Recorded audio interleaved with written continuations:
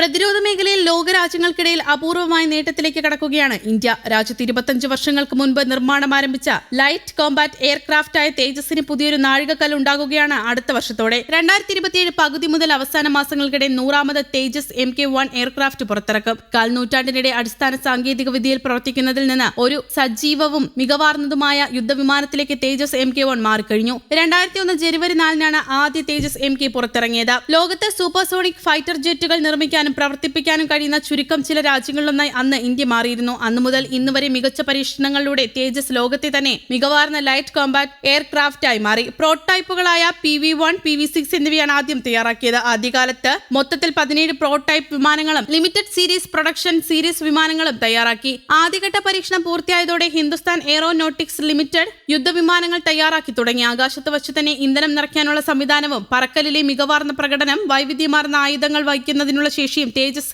MK-1-നുണ്ട്. ഏറ്റവും പുതിയ പതിപ്പിൽ active electronically scanned array radar, modern digital flight കമ്പ്യൂട്ടറുകൾ, മികവാർന്ന ഇലക്ട്രോണിക് സംവിധാനങ്ങൾ, എളുപ്പത്തിൽ അറ്റകുറ്റപ്പണി നടത്താവുന്ന സൗകര്യങ്ങൾ ഇവയെല്ലാം തേജസ് MK-1-ന്റെ പ്രത്യേകതയാണ്. അമേരിക്കയിൽ നിന്നും എഞ്ചിനുകളെത്താൻ താമസമുണ്ടായതൊഴിച്ചാൽ നിർമ്മാണം അതിവേഗമാണ് ഇന്ത്യ നിർവഹിച്ചത്. തയ്യാറാക്കേണ്ട 18-ൽ 10 തേജസ് വിമാനങ്ങൾ നിർമ്മിച്ചു കഴിഞ്ഞു. HAL ഫാക്ടറികളിൽ 20 സിംഗിൾ സീറ്റ് തേജസ് MK-1 വിമാനങ്ങൾ യോജിപ്പിച്ചു കഴിഞ്ഞുവെന്നും വിവരമുണ്ട്. അമേരിക്കയിലെ ജനറൽ ഇലക്ട്രിക് പ്രതിമാസം 2 എഞ്ചിനുകൾ വീതം വിതരണം ചെയ്യാനാണ് ഉറപ്പ് നൽകിയത്.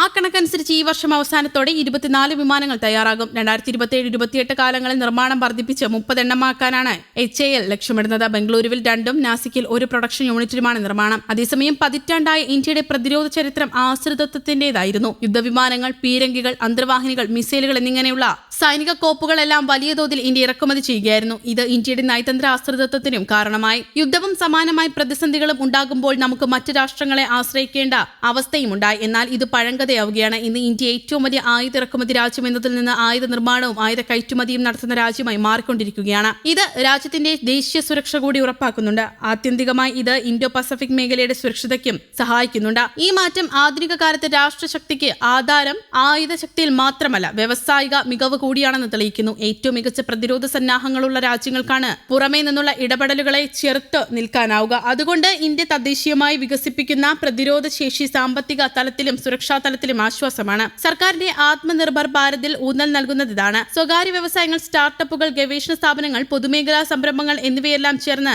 സാങ്കേതിക വികസനത്തിനായി കൂട്ടായ പ്രവർത്തനം നടത്തിക്കൊണ്ടിരിക്കുകയാണ്. ഡ്രോണുകൾ, AI, ഇലക്ട്രോണിക് യുദ്ധതന്ത്ര സംവിധാനങ്ങൾ, നാവിക സാങ്കേതിക വിദ്യകൾ, ഭാവി തലമുറ വാർത്താവിനിമയ സംവിധാനം എന്നിവയടങ്ങുന്ന ആവാസ വ്യവസ്ഥ സ്വകാര്യ സ്ഥാപനങ്ങൾ രൂപപ്പെടുത്തുന്നു. ഈ മാറ്റം പ്രകടമായ ഫലമുളവാക്കുന്നുണ്ട്. ഇന്ത്യയുടെ മിസൈൽ പദ്ധതി രാജ്യത്തിന്റെ തന്ത്രപരമായ വലിയ വിജയമാണ്. ബ്രഹ്മോസ് പോലുള്ള സംവിധാനങ്ങൾ ഇതിന് തെളിവാണ്. തെക്കുകിഴക്കൻ ഏഷ്യയിലും അതിനപ്പുറമുള്ളവർ ഇന്ത്യയെ വിശ്വസിക്കാവുന്ന പ്രതിരോധ പങ്കാളിയായി കരുതുന്നു. ആയുധ കയറ്റുമതി കേവലം വാണിജ്യ മുന്നേറ്റത്തിനും അപ്പുറമാണ്. അതൊരു ദീർഘകാല നയതന്ത്ര ബന്ധമാണ്. മേഖലയിലെ സുസ്ഥിരത ഉറപ്പാക്കുന്നതിനൊപ്പം ഇത് സൈന്യങ്ങൾ തമ്മിലുള്ള ബന്ധത്തിനും ഇടയാക്കുന്നു. ഇന്ത്യയുടെ നാവിക ആധുനീകരണം സമാനമായ കഥ പറയുന്നു. ഇന്ത്യയുടെ പുറം രാജ്യങ്ങളുടെ വ്യാപാരത്തിന്റെ സിംഹഭാഗവും കടൽ വഴിയാണ്. തദ്ദേശീയമായി വികസിപ്പിച്ച വിമാനവാഹിനികൾ, യുദ്ധക്കപ്പലുകൾ, അന്തർവാഹിനികൾ, നിരീക്ഷണ സംവിധാനങ്ങൾ എന്നിവ ഇന്ത്യയുടെ മാരിടൈം സാന്നിധ്യം അടിവരയിടുന്നു. നാവിക പ്ലാറ്റ്ഫോം ആഭ്യന്തരമായി നിർമ്മിക്കുന്നതിലും ഇന്ത്യ മുന്നേറ്റം പാതയിലാണ്. കപ്പൽ നിർമ്മാണം പ്രതിരോധ രംഗം സുശക്തമാക്കുന്നതിനൊപ്പം തൊഴിൽ സാധ്യത വർദ്ധിപ്പിക്കുകയും ചെയ്യുന്നു.